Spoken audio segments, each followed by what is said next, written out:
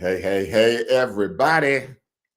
It's that time again. It is the Shake Up with Dr. Kid on Monday at 6. We run just a couple of minutes behind, about 3 or 4 or 5 minutes behind time, but we're glad that you stuck in here waiting to see what's going to happen tonight. And so, as always, this is the Shake Up, and you know how this works.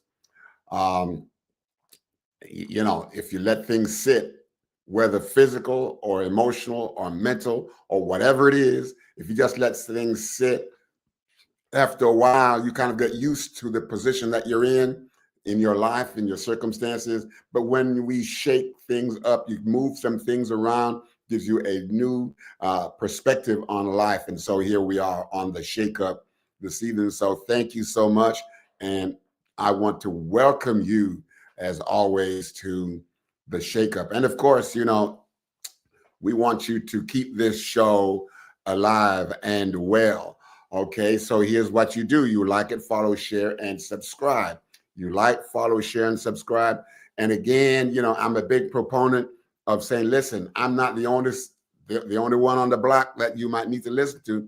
A lot of good people are out there with some excellent information. So make sure you like, follow, share, and subscribe on other platforms also. But for now, like, follow, share, and subscribe right here. Lock it in and don't move it, okay? And then, of course, some of you have been coming on here, being with me over the year, getting on for, I think, maybe a couple of years or close to it.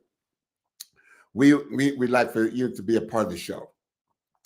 And in order for you to be a part of the show, we just want you to contact me at drkidspeaks@gmail.com. Okay, drkidspeaks@gmail.com. My team will get in touch with you, and they can tell you everything that you need to know in order to be a part of the show. Okay, so those are a few things. And here we go. So right now, I got a really good and exciting show for you tonight. I got an amazing young man, and I don't want to tell you anything else about him because you might run away, but nevertheless, he's a great young guy. I've known him for a long time, and I'm going to bring him right into your computer, like right now. Come on in, Brother Mo. Hey, man, woo. Not to jump in like that, man. You just kind of came in kind of fast, didn't you? Yeah, how you doing, sir? I'm doing fine, man. Listen, I know you're a busy man, so I'm going to put it out there right away. I know you're a busy man, and just for you to be able to consent to be on the show with me tonight, that is making me feel good, making me feel like I'm doing something. Yeah, man, it's been a while, man. It's been a while since I see you. All right, so I know things are going good with you, and I know you're going to be talking about a lot of stuff tonight. So what I would like for you to do is to introduce yourself to the audience. Absolutely. However you want to introduce yourself, whatever you want to say, it will be held against you. I want you to. Well, my name is Maurice Moore. I currently live in Atlanta, Georgia. I've been in law enforcement for, say, about over 13 years. I've had the privilege to work with the President, Bill Clinton, and Barack Obama. I got a chance to work with their executive detail. I got a chance to work in Zone 6 and Zone 3.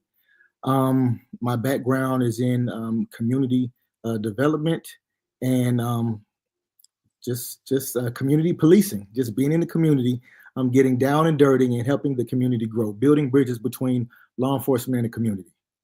All right. Listen, man, you rub shoulders with some big wigs here, man. I know you can't say much, but what was it? What did it feel like, to be in their presence and to be with them? Here we are, just to make sure that you're telling the truth. And hey, look at you there with Bill Clinton there, man. Yeah, okay. What was that moment like for you, man? So honestly, it was a blessing. The thing that got me there specifically was service. I would go above and beyond to do what was needed of me at the time, trying to give the best customer service, working with the least of these, if you will. And that got me into the door to where the police department felt that they can trust me with certain executive leadership. So it was absolutely an honor, a privilege to meet and work with these individuals. And, like I can't even honestly, words can't describe how grateful I am just to have that opportunity. Because of the work that I was doing in the community, I was honored by Steve Harvey at the Beloved Affair, Chick-fil-A, Dan Cathy, Walmart, the Falcons honored me with the Community Playmaker Award. 400 Club of Atlanta honored me for just the different things that I was doing in the community, just coming up with community engagements and ways to enrich the worst parts of Atlanta. So I'm just grateful for the opportunity to serve. Man, that is a lot. That's a lot, And so listen, as you can see on the screen, listen, this is a great guy. So we want to start out like right now, put it up again later on. We want you to think about booking this man based on what he told you. Okay. Well, based on that. So as we go through this evening, and you hear from him, I'm hoping that it will spark some interest in you to say, listen, this is a great young guy that we just need to get in touch with so that he can come and talk to. Now you do a lot of work with young people, right? Yes, sir. Can you talk about that? No, hold on. Before we get there, how about telling us what led you into law enforcement? I've always wanted to be in law enforcement since I was a kid. I remember growing up watching two shows, Sesame Street and Hunter. I don't know what. Yes, Hunter and Perry Mason. So just yeah, man, it was amazing shows. And as a kid, just being able to watch that and say, you know what, I want to do that one day. And living in a underserved community, I got a chance to see the effects of having that type of job. Currently, you have I think it's a deputy chief in Huntsville, Alabama. His name is Charles Brooks. And I got a chance to see him become a police officer from the very beginning and how it changed his life. He would come back to the underserved and pass out basketballs, work out with youth, come and play basketball, football in the community, and just being a positive example. I said to myself, man, I want to do that one day. I saw how it changed his life. I definitely want to change my life. Wow. And it did, right? Yes, sir. Yes, sir. Okay. All right. Okay. So you did that, and you went in, you went through the process, and you came. What was it like for you being boots on the ground for the first day, man? Man, boots on the ground so I'm gonna say this. I started off in the jail. One of the things that I tell young people is you can't give up on your dream. I started off in the jail, and I wanted to work for the Atlanta Police Department. And when I moved to Atlanta, they said, well, I know we sent you information saying that you got hired, but they had no records of me being hired. So I had to find a job. And my first job in law enforcement was working in the Fulton County Jail. So being able to be surrounded with individuals who are innocent until proven guilty was very interesting, because I was the youngest person at the time working in the jail. I was 21 years old. And just learning from the older individuals, building confidence, being surrounded by people who were soon to be convicted of heinous crimes was very interesting. Also, learning about myself. I made it a point because I was timid. I was very timid when I first started. And one of the things that I would do is I would look in the mirror and I would constantly say, I would practice my lines for the individuals that were incarcerated. I would say, trays up, stand by your doors, stand by your doors. And I would basically escort the guys so they can get their trays. In the morning time, I would do the same type of routine. Count time, stand by your doors, turn on your lights, and they would have to get out of their bed, stand by their doors, and just greeting each one of the inmates. That was the key, greeting each one of the inmates. Good morning, good morning, good morning, good morning. I would do the top row, then the bottom row, and I would say, I hope you have a wonderful and blessed day. Now I would get some kickback saying, well, what's so wonderful about today? Well, you still here, and you have the opportunity to change. So this basically went on for 3.5 years. Then I transitioned to law enforcement, working in the streets with the city of Atlanta in the worst zones. In working in the worst zones, I tried to build up relationships with the gang members, with the drug dealers, not just locking them up, but letting them know there's a better way. And in that time, I found myself, I didn't realize it, but I was working with a lot of youth. At the time, one of the worst calls you want to get is a youth call because it requires so much paperwork. And it's basically a call that you have to deal with basically the remainder of your day. So I would be stuck with these young people, but I would be asking them questions like, what got you here? Who's in your household? If you had another opportunity, would you take it? And just from building that relationship, one day I actually got a phone call while I was home with my family, and it was the police department. It was my specific zone, zone 6. And one of the supervisors called me and he said, hey, we know that you're off work, but you do such a great job when it comes to young people that we are getting a phone call from a resident at least 3 times a week about having unruly youth. Can you go over there in your uniform, introduce yourself, and try to see if you can mentor these young people? And that's how everything started. Wow. You were off work. I was off duty at the house with my family. But you got a call from the police department. I got a call from the police department asking me specifically, hey, you do such a great job with youth. Would you mind mentoring this specific individual who lives at this specific house, who's been calling 911? His mom has been calling 911. The school system has been calling 911 constantly because he is unruly and they need some help. Okay, so I know, you know, Trey's up and all. You did the bottom. You say, hey, listen, in the jails, they said, listen, have yourself a wonderful day. What's great about you? So that you're alive and well. So what was your approach? Because you know, there is this a lot of times for young kids, you know, it's kind of a backing up when they see the uniform. You know, they figure, well, you know, man, I'm going down here, you know, or I'm going to be resistant or those type of things. So when you went there, what was your approach like, and how important is your approach to these young people in order to kind of get them to the place where you want them to be? So my approach when I was inside of the jail, when I was working inside of the jail, was fair, firm, and consistent. I tried to be fair with all of the inmates. I tried to be firm, which sometimes they did not like, and I tried to be consistent. One of the things that an inmate taught me, one of the things that an older inmate taught me, one day I was in the pod and one of the guys was standing on the table and he was dancing and they were beating music. And I told the inmate, I said, hey, you come here, older guy. And I said, tell him to get down. And that inmate looked at me. He said, no, I'm not going to do that. He said, you do it. He said, it's okay that you're young, but I want you to realize, this is what he said to me. He said, I want you to realize that you have the power. So if you tell him to get down because of your authority and the power that you have, he's going to get down. And when that older man told me that, I said, excuse me, sir. I said, sir, excuse me, sir. I need you to get down. And guess what he did? He got down.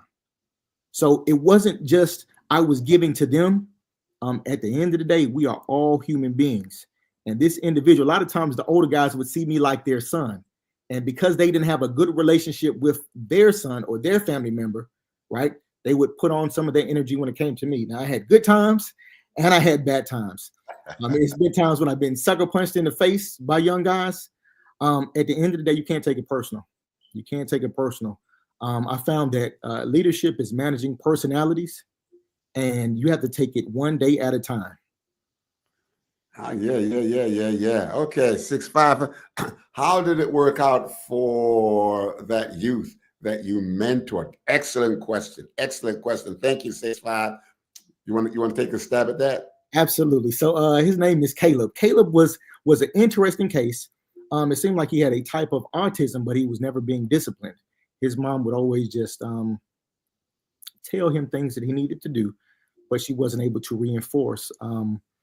I gave her a community of family members. I gave her a community of church friends. I also introduced them into my personal home, and we became like extended family.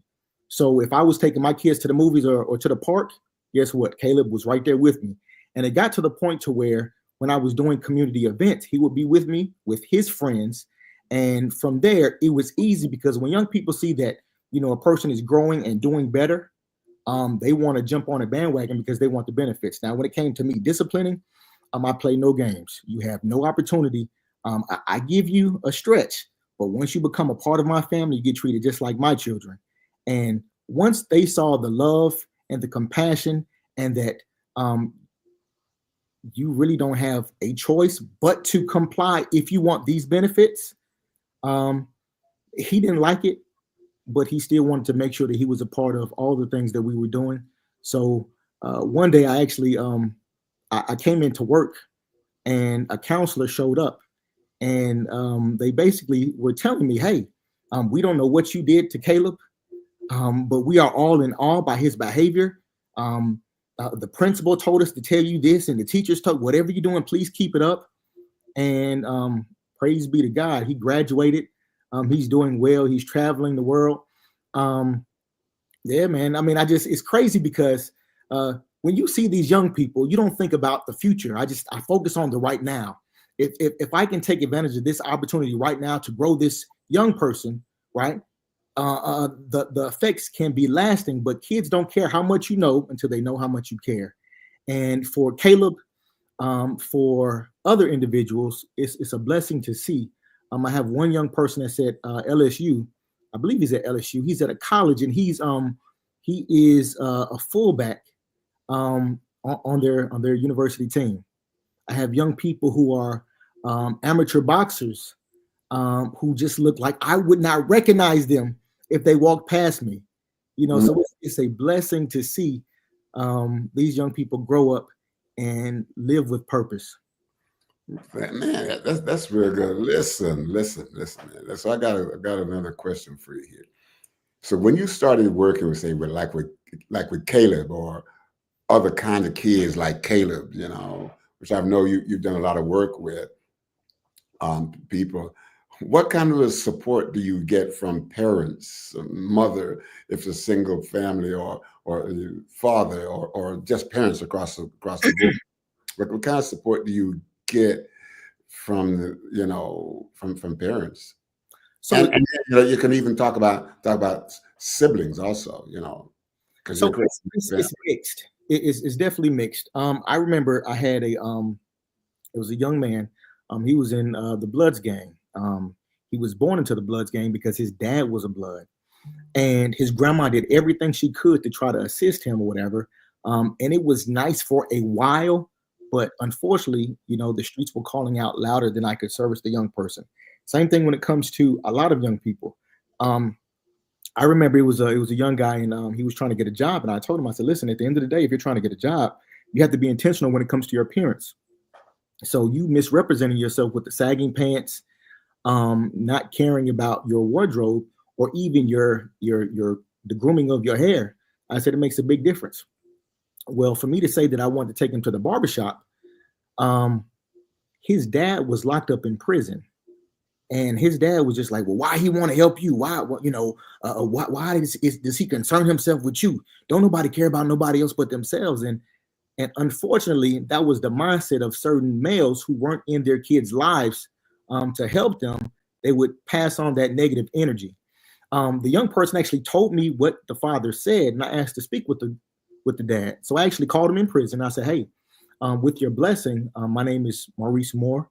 I work with a lot of the young people at this community center. Mind you, this was one of the worst communities in the city of Atlanta, Old Thomasville. It was so bad that back in the day, a police officer moved in to do community policing, and they threw a bomb in the house, right? So for me to work in that community with this young person, I called his father, and I told him who I was and what I wanted to do for his son.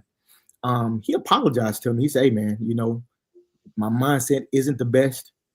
People normally try to take advantage of young people. I've been taken advantage of in life. So it's nice to see somebody trying to be intentional. Now, it's always mixed reviews. It's always mixed reviews. One of the worst cases I had was a young man by the name of Javaris Middlebrooks. If you look it up on YouTube, we have a testimonial. They actually did 2 testimonials. Javaris was known as, his nickname was Homicide. They called him Homicide, OG Homicide. Okay. And yes, it was a kid named OG Homicide. He got his name because while he was in juvenile detention, he beat up a kid so bad that they thought he was dead. So from here, um, when he would walk the streets of Atlanta, Zone One Bankhead, he was known as OG Homicide. Um, he was actually brought to me, and he wasn't trying to meet anybody in law enforcement or anybody who had law enforcement ties. But he found out that I was an amateur boxing coach. And he told me that he liked to fight. So from then on, I told him, I said, listen, I said, we can fight. Matter of fact, we can fight today. I said, but one thing that we can't do is you can't fight anybody in the community. And I need you to watch how you're talking to me and others. I said, so we have to do an immediate life change when it comes to how you communicate, right? But we can fight all day. And I'll tell you everything that I know.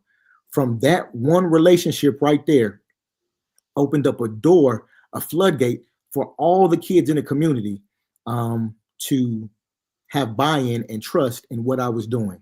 So the kids that were terrified of him, they got a chance to see a change. And because he changed, by default, other kids around him drew closer to me. And for me mentoring one kid when it came to boxing, I had a whole boxing team, right? So it was a ripple effect. Each one reach one, because people got a chance to see him change. Everybody else associated with him and around him, people changed. His mother and his grandparents would be able to come through to the community center, and they also had buy-in because they also built positive relationships when it came to community members. Okay, so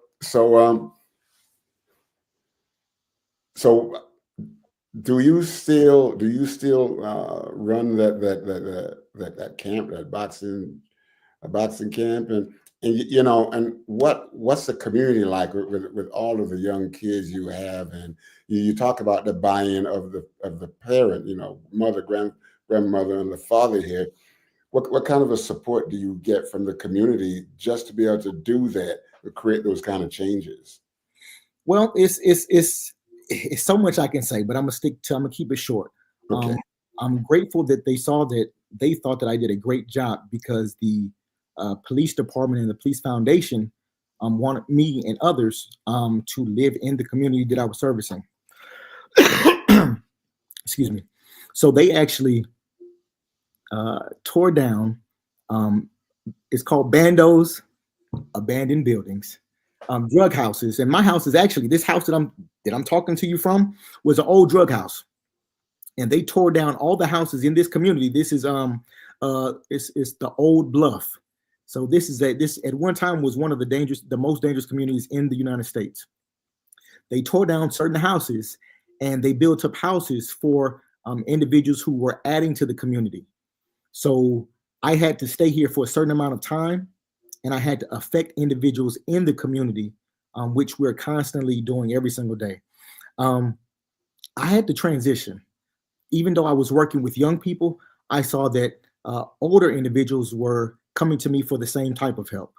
So individuals coming out of prison, you would see the parents with tattoos on their faces, and they would walk up to me and say, "Hey, don't judge me, by how I look." I remember I would go into a community center, and it was during working hours, and I saw about 12 to 15 guys inside of a gym just playing basketball. Now, they were in there, and when you saw them, you're just like, "Oh man, that's great." Society is good for the next couple of hours because they're not breaking into homes, nobody's getting robbed, nobody's dying. But I went down there and I told the guys, I said, "Hey, why are you guys here?"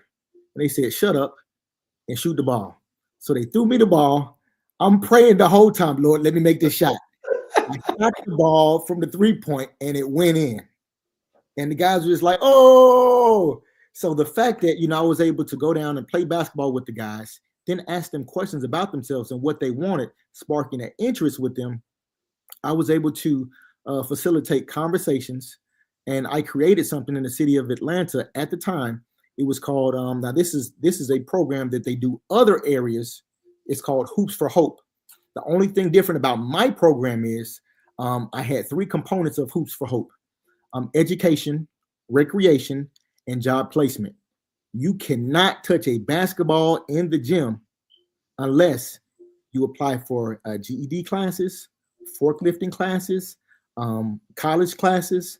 And after that, on the opposite side, we had a career fair. So we had Walmart, we had Kroger, we had the Army, we had Pizza Hut.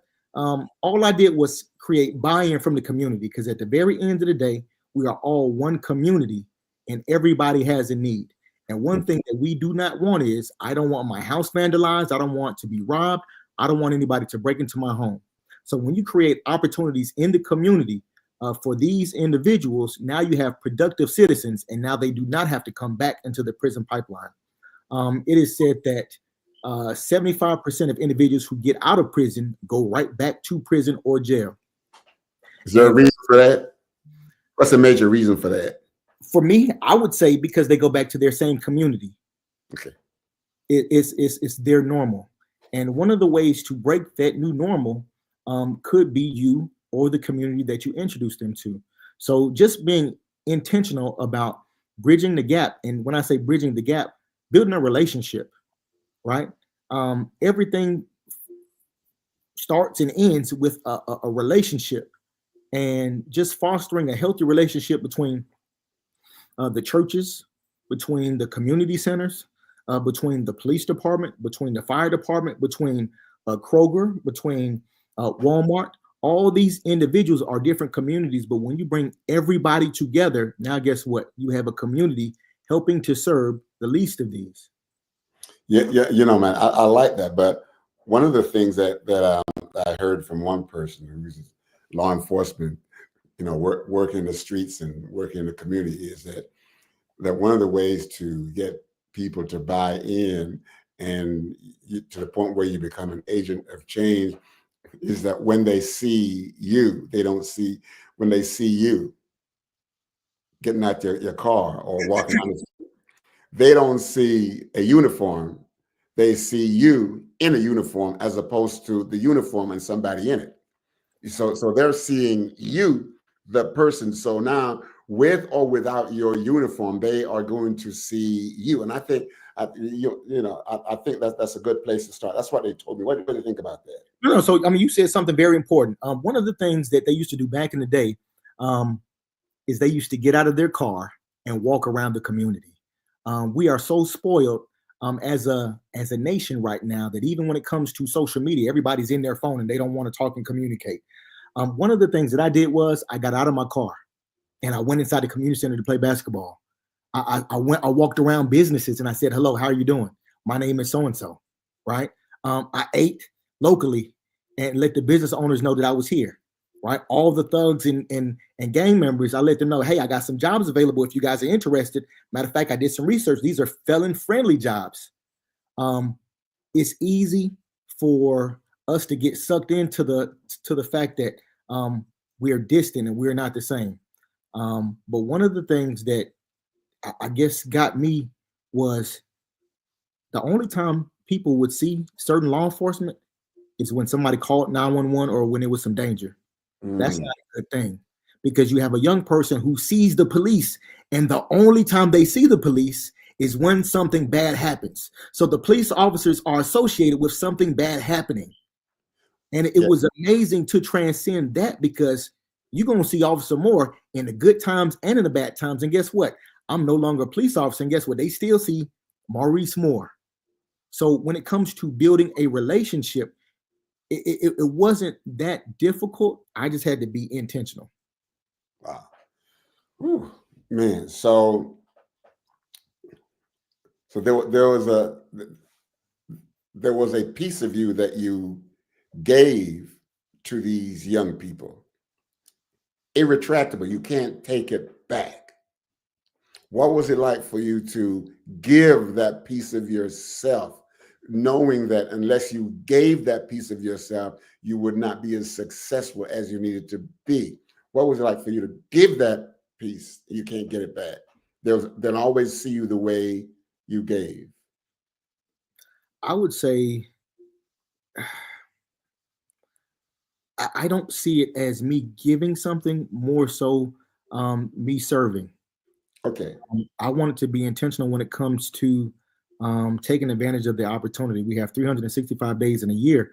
and you can make an opportunity in one day, in one moment. And just a simple hi, how you doing? I remember I'm doing a Columbine shooting. It was a student who said, I never spoke to those guys. I wish I would have said hi, right? Just being intentional when it comes to, you know what, right now I'm gonna say hello, how you guys doing? And I'm gonna walk away. Hey, I tell the guys right off the rip, marijuana has three smells: burnt, burning, and raw. And I know that you have raw marijuana on you right now. I'm not going to lock you up, but you have to be mindful and you have to be smart when you're walking around. I would say this as a police officer and let the guys know, I know you got it on you, right? And you have to walk around and you have to be wise, because you might meet somebody who's not like me and they're going to lock you up, right? So just being able to be transparent, being able to be honest, being able just to talk about strongholds, being able to talk about life. You got individuals who their father is in jail, and then they go to jail with their dad, and then their son is in jail. So you got a whole lineage of people who are doing these negative things, and somebody has to step up and break the cycle. And sometimes we just have to be that walking example. And even though I say we're talking about me in the law enforcement capacity, I was able to, because of the mentorship and the different individuals who made an impact in my life, I don't take it for granted when I go out or when I'm in a different type of work capacity, because at the end of the day, you want to be the change that you want to see. Okay. Yeah, and then we're going to change up here in a little bit. But after doing all that kind of work and investing yourself in the community like you did, what kind of a picture did the community, these young people, have of you? And were people able to say, man, don't mess, man, Officer Moore is going to get you, or Officer Moore is going to do this, or Officer Moore's like this, or Officer Moore? Did that happen to you, where people would reference you and say, well, because of the good stuff that you're doing and how you're helping these young people? And did that reference come from the guys on the streets? So okay, I'm gonna give you two. All right. I was working in jail, and I once again 21 years old, and I was, good morning, how you doing? Good evening. And I would say this on a consistent basis. And mind you, I'm 21 years old. I'm still trying to find myself. I'm still green behind the ears. And this inmate was so rude and disrespectful. He ran the zone, he ran the block. And for me, I would pull out trustees to help me clean up. Well, I would be over their work detail at night. So I would pull certain guys out. And these were guys that I wanted to pour into. And they were pretty dangerous guys. So one day, this guy was so rude and disrespectful. I mean, he was killing my pride, and he was like, we're not going to do this and we're not going to do that. And when I tell you, I came into work the next day, and the guy was holding his face like this. And he was just like, excuse me, Officer Moore, I want to just say to you, man, I apologize. I didn't mean to be disrespectful to you. I will do what you request and what you ask. And what I didn't know was one of the guys that I was nice to in jail didn't like the fact that he was being rude and disrespectful. And the inmates rallied together and they jumped the guy, and they told him that you owe that young man an apology. And that man stood up and apologized. And this happened several times while I was working in the jail. So I'm grateful that, sometimes when you operate a certain way, you're protected. Same thing in the streets. It was a situation to where, man, there's so many situations, but there was a situation to where I'm going to say, I'm going to give you the scenario of me being struck by a car. Like I was hit by a tractor trailer, and I was off of work for about, I'm going to say 6 months to a year. And one of the young men saw me in a wheelchair getting out of a vehicle. And he ran across the Walmart parking lot to say, oh, man, it's Officer Moore. This boy picked me. Now, he's not a boy. He was, a big guy. Picked me up out of the car, picked me up, coddled me like a baby, put me in the wheelchair, and walked me around all of Walmart so I can get what I needed. It pays, when you serve, and you don't know in the type of ways that it's going to serve. It was definitely not easy, but I'm grateful that he returned back to me everything that I was able to do for him. So I was able to see a glimmer of hope and a light. His name is Big T, but his name is Tatorian, and I'm grateful that he was a presence. Once he changed his life, he caused other individuals to change their life in that community. So he would stop. Guys would be fighting. He would say, "Nah, stop that. We're not doing that in here." Here comes, Officer Moore. He working these hours right here. We're not gonna disrespect him by having other people come and deal with us. We can deal with ourselves. So these guys started to police themselves. You know what I'm saying? Mm-hmm. It was a blessing being able to just create that type of environment. Man, you have done some amazing things to the Atlanta community, and not only that, I'm sure also to the community across the country, because I'm pretty sure that what you've done have gone clear across other places where people in law enforcement probably just following your example now, and getting some of the same results. And that's wonderful. So let's take a shift now. So let's talk about your transition from law enforcement and what sparked that, and where did you go from law enforcement to what? And there are some other things that you're doing right now, and we want people to see you that there is a transition, there's a pathway to going other places, but it starts here, like right here. So can you talk about transitioning out of law enforcement? You wanted to go in there from you were a kid, and then something happened to say, hey, listen, I want to be able to do more or other things. When did that start, and what did it look like for you? So I actually had a traumatic incident. I actually got hit by a tractor trailer while I was at work. And yeah, man, it was I broke I think you can see the scar right here. I broke my hand, dislocated my hip, popped my femur bone. The doctor said I would be able to walk. I wouldn't be able to walk without a limp, and I wouldn't be able to move my hands. He said my hands would be fused together like this. God is good. I'm grateful that I am able to move my hand. I'm grateful that I can walk without a limp.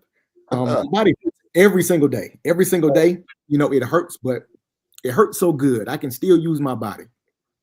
Yeah. It's difficult at times to shake a person's hand, especially during the wintertime, because just the mere touch sometimes is aggravating.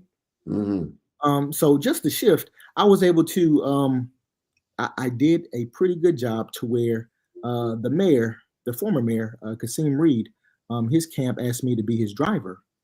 So I was doing executive protection, and his driver, during his campaign, he was trying to get reelected, and just being able to just work with him, get knowledge and insight. I mean, he was a wealth of knowledge about Atlanta's history. From working with him, I got a chance to be a manager at a homeless shelter. And I was already working with individuals coming out of prison, but just being able to just get down and dirty, talk about my faith, encourage the guys, seeing the needs of the community. In certain platforms, you can't talk about, your faith or your views. But I got a chance to point individuals to the Creator. That was a wonderful, enriching experience, and just growing the guys. I mean, just teaching them basic stuff, from making up their bed, praying when they wake up, being on time for breakfast, lunch, and dinner, teaching the guys about just different skill sets, hosting different classes, just being intentional about the things that they were not intentional about. Things that I say to the guys is, for things to change in your life, you got to be the change. Nobody's going to save you. You were the person that put you here. So now be intentional when it comes to your success. And I mean, just from growing, working with these individuals, we have some amazing individuals who might have fallen off because of divorce, because they were incarcerated. And the interesting thing about being incarcerated is we are 5 times Black males, 5 times more likely to be locked up than our white counterparts, right? So it's interesting just to hear the different stories. You got guys walking up to me telling me, my mom molested me when I was a boy. My father molested me. My dad killed my mom. Guys talk about them shooting their parents. You know, then you got a guy who says, you know what, I used to be a pastor, but I lost faith in God because I lost my child. Right? All these different avenues. You might have somebody who just got into a divorce. Right? So many different individuals come to being down on their luck, but when they meet you, you know, it's an opportunity to let them hear your testimony, but also share your faith, your belief system, and just give them skills and tools of the trade and resources that they can use in the community. Simple as getting your ID, right? You have a lot of individuals who don't have their ID or their license. Something as simple as sitting somebody down and helping them get their birth certificate. Directing them, same thing I was doing with youth, directing them to a GED program or a forklifting program, or these are free services in the community that will help you get your teeth fixed or your eyes fixed, right? These are other housing initiatives. Once your housing is done here, this is where you can transition to. Just trying to be a wealth of knowledge where you are, and this can transcend to different communities. You know, I would tell individuals, if you don't know, you need to be intentional. At least print out something for your specific location, whether it be a community center, whether it be a church, whether it be a mosque. Give resources to your community because your community is depending on you for that change, or at least to guide them to something that's going to help them or cause them to change. Yes. So you walk them through this change, and you get the positive results, which then drives you to do more and more. Okay, so what are you really? I know that you're into some stuff now. You're doing some other things. You taking your life skills and your person and your personalities, and there are steps that you want to climb and get to other places, and you know, to positively impact people. What are some of these? Can you talk about some of these areas that you are in, and how you created them, and what kind of networking you did? You know, can you talk about some of those? You know, like one at a time kind of thing. Well, first, I'm going to blame you. I'm gonna blame you for something. I'm gonna blame you. No, don't do that, man. I'm gonna tell you why I'm gonna blame you. I Right. remember walking around as a boy, and you put me on a stage to read. Like you said, hey, I need you to read this, and you grabbed me as a child. I think I was like between 8 to 12 years old, and you said, I need you to read this, and you cracked open, you know, the Bible, and you said, I need you to read this in front of all of these people. And I stuttered and I stammered, and I was so nervous, but you stood right there, right? And I was just like, wow, I can't believe he did this, right? But now everybody knows that. dare I say, it has been a blessing and an honor to be on different stages, because it started me. I didn't know, you know, that it was going to lead me to be on massive stages. So right now I'm doing some motivational speaking. I'm actually the author of a couple of books on Amazon, children's books. My favorite is The Peppered Pickle. All of my books teach life lessons. Yes, The Peppered Pickle. I do. I speak at schools, churches, and sometimes I do corporate trainings. I talk about purpose, anti-bullying, responsibility. I speak across the nation.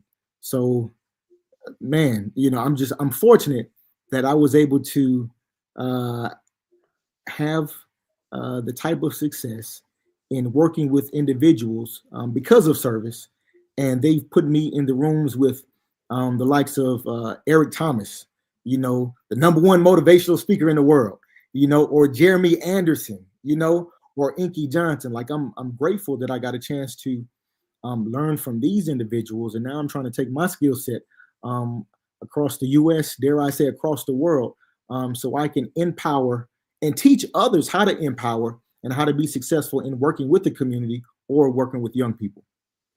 You know, man, I'm so glad, you know, to hear you say this, because I would say this, that that the Oh, these are your books. Yes, these are actually. So I didn't say this. So this is actually my I have a children's show Oh, on YouTube. It's called Uncle Mo's House. yeah? Okay. A couple of episodes during the pandemic. My son, my nieces, and my nephews, they weren't doing so well when it comes to education. So I wanted to be intentional and make learning fun. So Uncle Maurice decided to play a specific character on YouTube with his nieces and nephews, just to teach young people about just learning and just making it innovative. So Okay. if you can, anybody that has young people or loved ones, you can tune in to Uncle Mo's House on YouTube. um, everything is, just trying to be intentional when it comes to our young people, because in life, negative things are intentional when it comes to us. So we have to be intentional when it comes to bringing positivity to our young people. Man, that's amazing, man. So let me ask you this, man. You did all this nice artwork, man.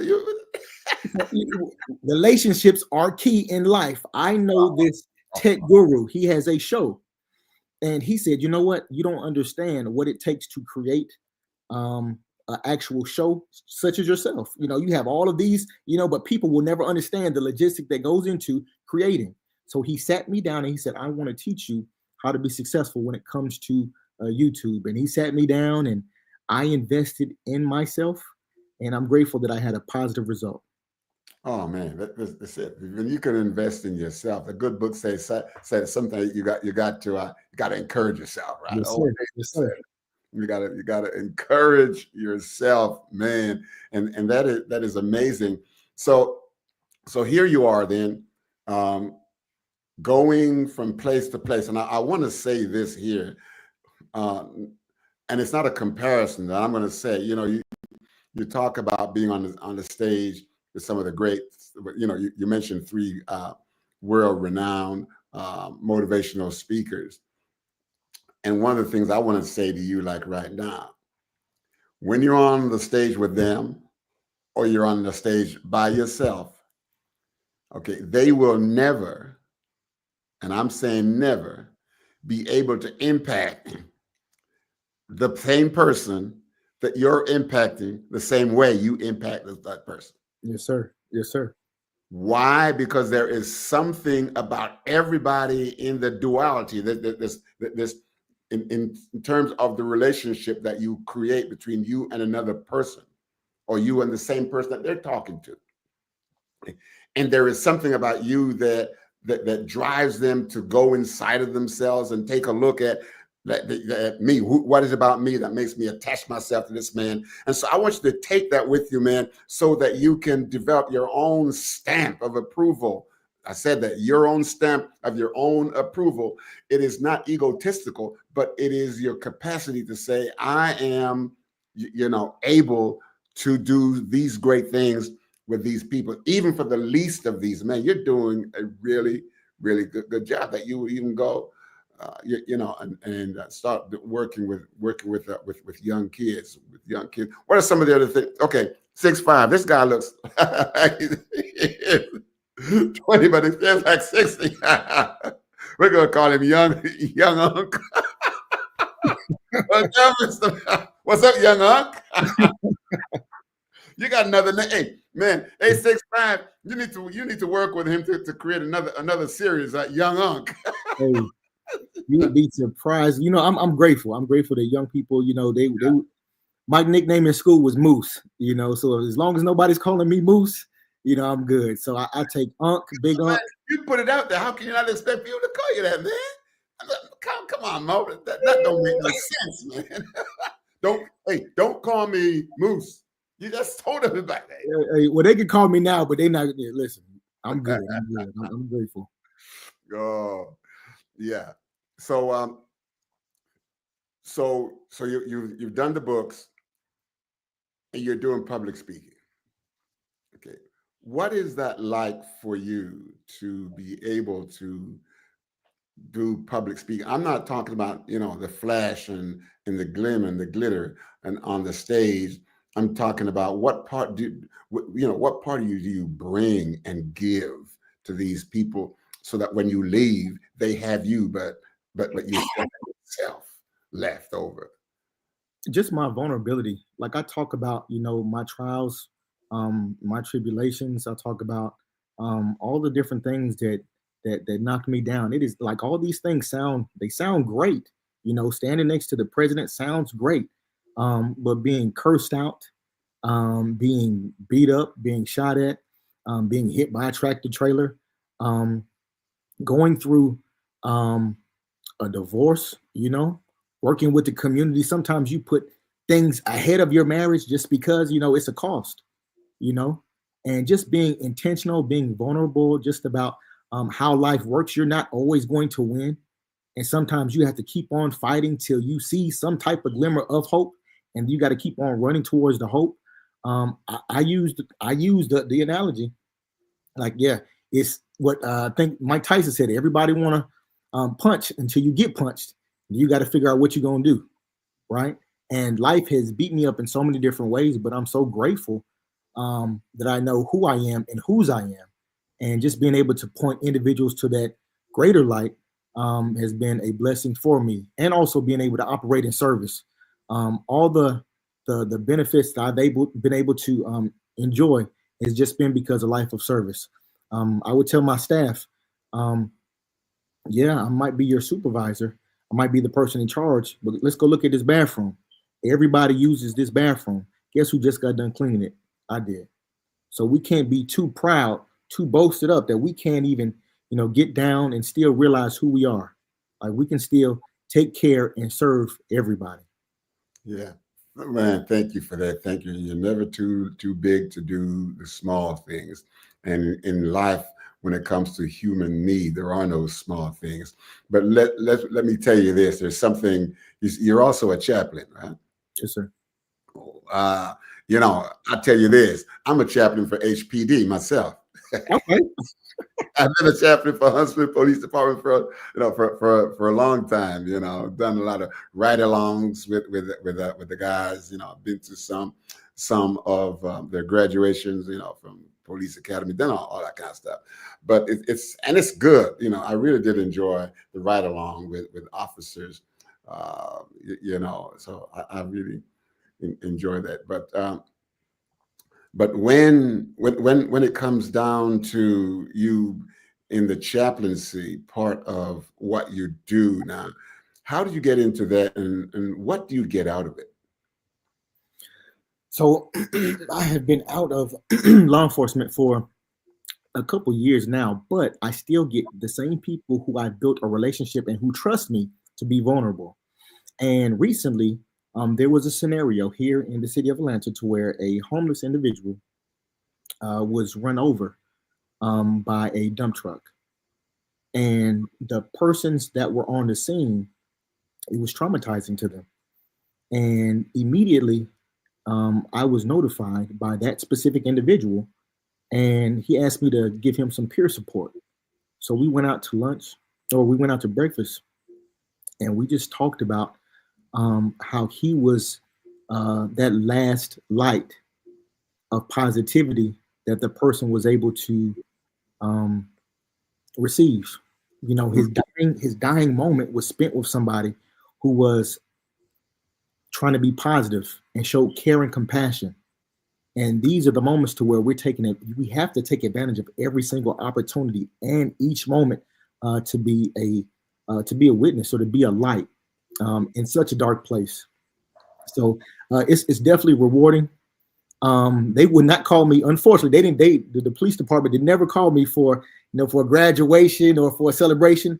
They would always call me for a funeral or when something pretty bad happened. But in those times, I know that they could trust me with the loss of a loved one or the loss of somebody that was prominent in the community, for me to treat their family with care and compassion. So I don't take it lightly. Um, that type of ministry that God is giving me, because you have people committing suicide. I had 3 individuals that I know committed suicide last year, and I'm always asking myself, well, what could I have done? Um, I wish I was there. Give me the words to say. Um, And oftentimes, we don't know what to say, but just being present and showing that you care, showing that compassion, showing that love, makes a big difference. It does. I'm glad you said that, because a lot of times when it comes to when a person is in had to loss, pain, grief, all that kind of stuff. Okay. And sometimes we go and we want to talk. And so how you doing? Why? You know how I'm doing. Why you gonna ask me how I'm doing? I just lost somebody. And you're absolutely right. Sometimes all you need to do, go put your hand on their shoulder and then just stand there. And just, if they're sitting, just sit. Not on your cell phone. Not they don't need a body. They need to know that somebody is connected with them in that moment. And so silence has this very loud voice that rings in the ears of people to say somebody is here, and I don't feel like I'm alone, man. So do you have anything else that you want to say about the fact that you can just go and have a sense of presence? Because that's a very important piece that you just raised. Sometimes we just got to just be quiet and just let people feel loved. Hey, I don't know what to say, but I am here for you. Whatever you want to say to me, it's between us, and you have my attention. I like to tell people, I see you. Like, I'm not on my phone. Like, you can look at me in the face. I see you, and I know what you're going through. Whatever you need from me, I'm here to support you. And you have all of me in this moment. I can introduce you to whatever resources that you may need, but right now you have all of me, and I'm here for you.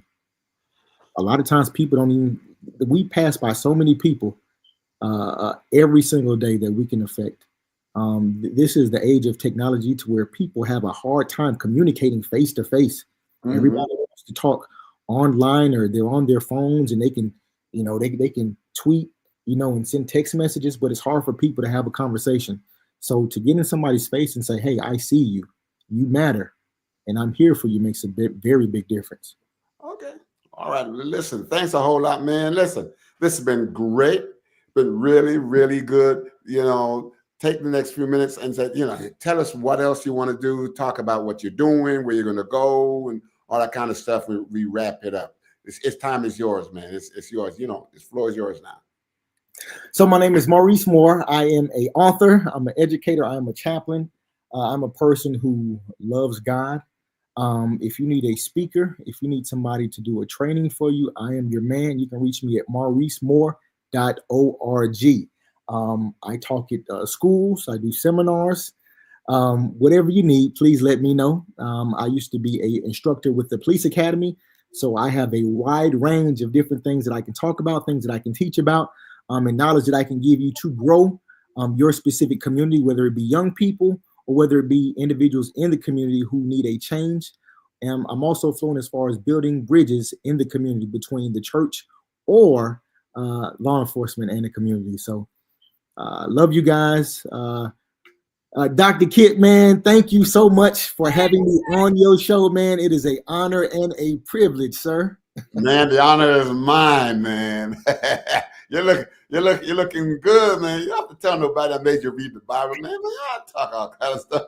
You just threw me under the bus like that, man. It didn't hurt, man. Listen, man, it's so good to know you have some good memory here.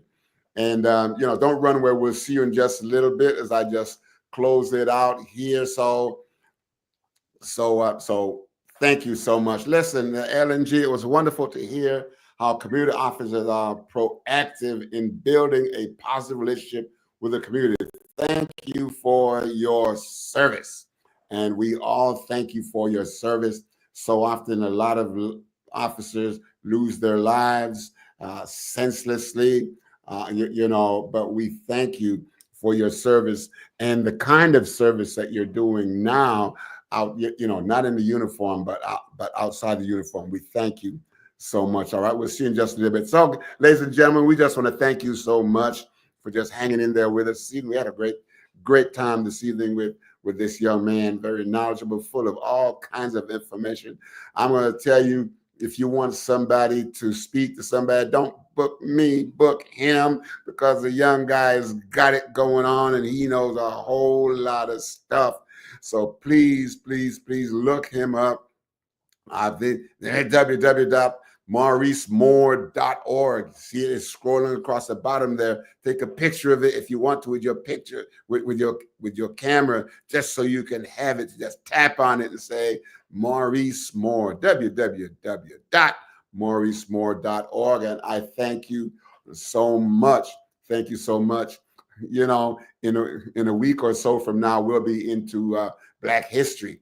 And I would love to have one of y'all come on, somebody just come on and talk about either your personal experience or your experience of a family member, a grandparent, or whatever it might take. Okay.